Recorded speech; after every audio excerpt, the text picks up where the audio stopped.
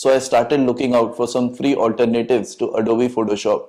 And as everybody seems to do nowadays, I went to the best source available for suggestion, ChatGPT. As in any business, when you are setting up a photography business from scratch, every cent counts. You cannot just spend money on anything until and unless you are rich, which I am not. And any money that I spend should actually make sense. And yesterday I discovered something which does not. So I discovered that I am actually paying 13 euros to Adobe to only use Adobe Photoshop. I mean, I am using the subscription which gives me access to 17 apps, but honestly, I only use two out of them, Lightroom and Photoshop. And much of my editing happens on Photoshop. And really, that doesn't make sense to me. So I asked ChatGPT to suggest three free alternatives to Adobe Photoshop. And this is what I got. So in this video, I'll be sharing my first impressions of these three tools. We'll be testing all the tools on the basis of 5 parameters: familiarity with Photoshop, design, ease of use, performance, and cost. I've never used them. I'm as clueless as you are, so it will be really interesting and fun. Welcome to 9 to 5 Photographer. My name is Tushar and I am a product and commercial photographer based in Berlin. Join me as I set up a photography business from scratch after working in software and IT for 12 years. So let's dive in. The first option on our list is GIMP. Immediately I can find some major differences from Photoshop. The tools, I suppose these are the tools, and the tools are on the left hand side as you have in Photoshop, but this doesn't look very self-explanatory to me. I mean, if someone is coming directly from Photoshop, they will have a hard time to understand all the tools. So let's see what these tools are. So this one is move tool, this one is rectangle tool, this is, you see what's happening here. This icon, for example, tells me that it should be a lasso tool, but it's really a free select tool. So for me, the icons are a bit misleading, but obviously this is in relation to Photoshop, right? So now let's see how difficult it is to do some basic editing on this photo. So for example, I want to color grade it. So now it's a bit confusing for me to understand where those curves are. So I see colors here on the main menu. So let's click on it. And there you go. You have the curves, levels, exposure, saturation. It's a bit strange, no? To basically have saturation, exposure, brightness, levels under colors. So let's go with curves. Right, so this certainly looks very similar to Photoshop. I mean, it's a histogram. So let's try to increase the highlights and decrease the shadows a bit more. So yeah, it works as expected. I will click on OK. Now let's do a bit of advanced photo manipulation. Let's try to select the object. So I will try to select this watch. There is no object selection. So basically there are three main selection options available in GIMP, but strangely there is no object selection. But I was kind of hoping they have, because object selection makes your life so much easier. So you see here, I have just driven a path around the object I want to select, and it selects the whole region. It does not even try to select the watch, and there is no isolation of object from the background or foreground. This doesn't look very Photoshop like.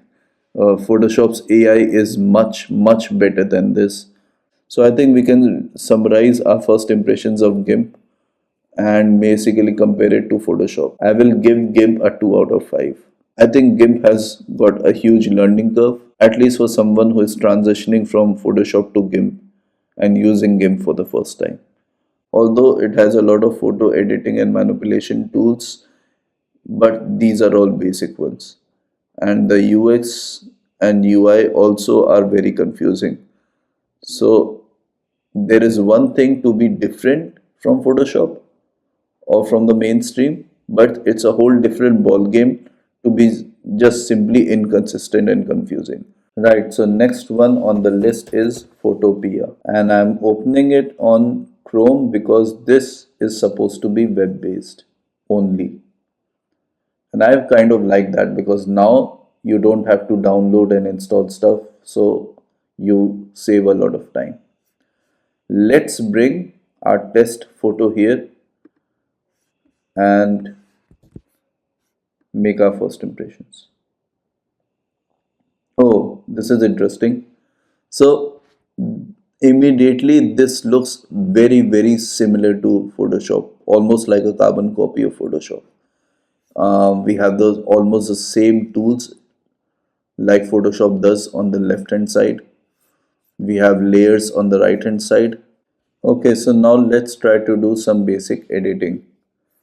Now I don't see the adjustments here on the right hand side as I would expect in Photoshop. So probably it's not one to one carbon copy, but let's try to find them. Ah, so you see, um, it we need to add a new adjustment layer on top of our base layer, and we need to select what type of adjustment layer. Let's try to do curves as we did in GIMP, and yeah, looks fine, works fine as expected. Let's try to change things a bit. Now, because Photopea is so similar to Photoshop, let's see if its tools are on the same level as Photoshop. So, for example, we will try to do a selection as we tried to do in GIMP before. This time I will be using quick selection.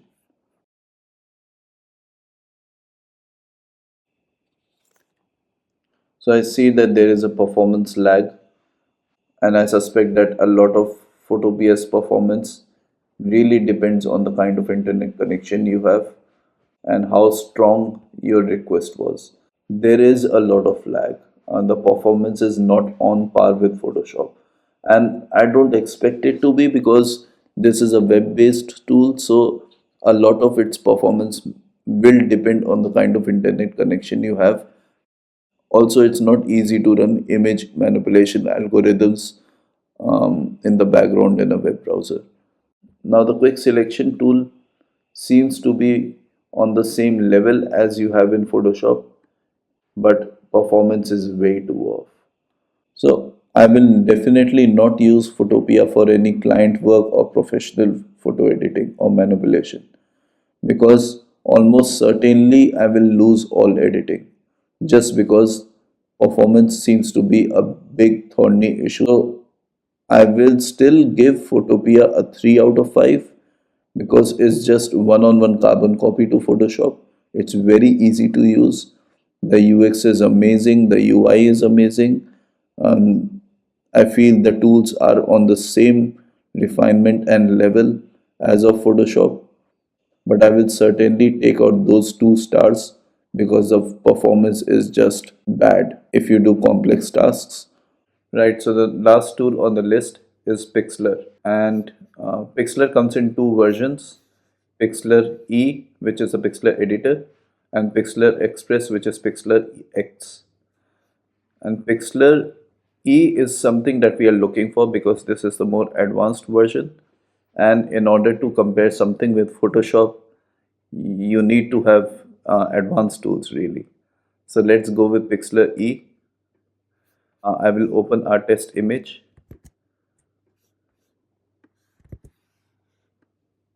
The interface looks great. Oh, wait a minute. So apparently Pixlr is not free. You get a trial version to try for 7 days, and then you need to buy a subscription. And this is strange because I specifically asked ChatGPT to only give me free alternatives to Photoshop. Anyways, let's try this tool and see if even the trial version is worth trying. And I can immediately see that the layout is quite similar to Photoshop, which is nice. It's amazing how web tools have come out so far. It looks much more closer to Photoshop than Photopea, especially in terms of refinement and performance.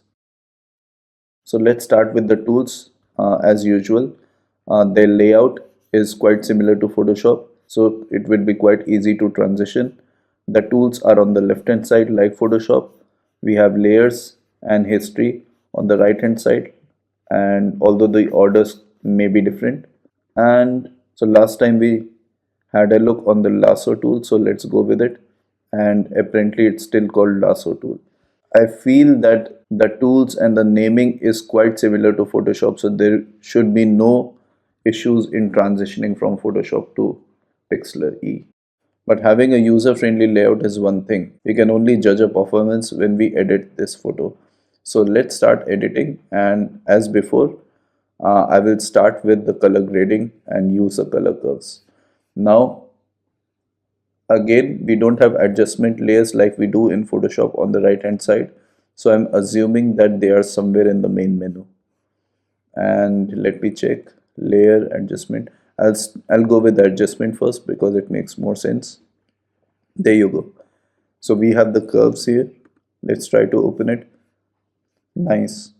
So I immediately like the user friendliness of this user interface.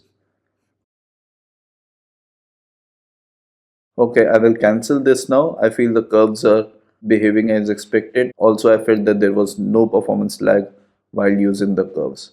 To judge the performance, let's try object selection. Now, I am hoping that they do have object selection here. So let's try to do this. This is one select. Let me right click. I don't know what is wand select.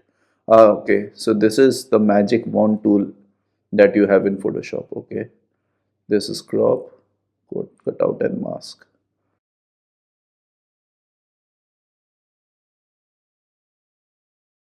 So there is no object selection tool here in Pixlr.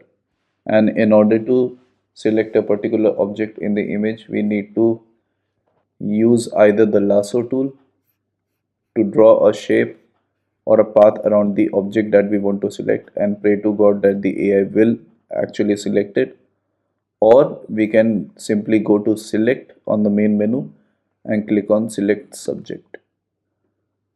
Now this is quite impressive, to be honest. I didn't expect the AI to select the watch in the first place. I mean, the watch is in fact the subject of this photo, but I didn't expect the AI to figure that out. So although there is no object selection here in Pixlr, I feel that the AI is very powerful here. Another thing that I would say is there seems to be zero performance lag. Right. So now let's do select and mask. For that, I will click on the background layer and duplicate it firstly because we don't want to corrupt the original layer. Then on the background copy, I will go and select subject from the main menu. And then I will go on select again and click on convert to mask. Right. So apparently we have a mask now. There you go. So the watch has been selected as a mask. In the end, I will give Pixlr a 4 out of 5.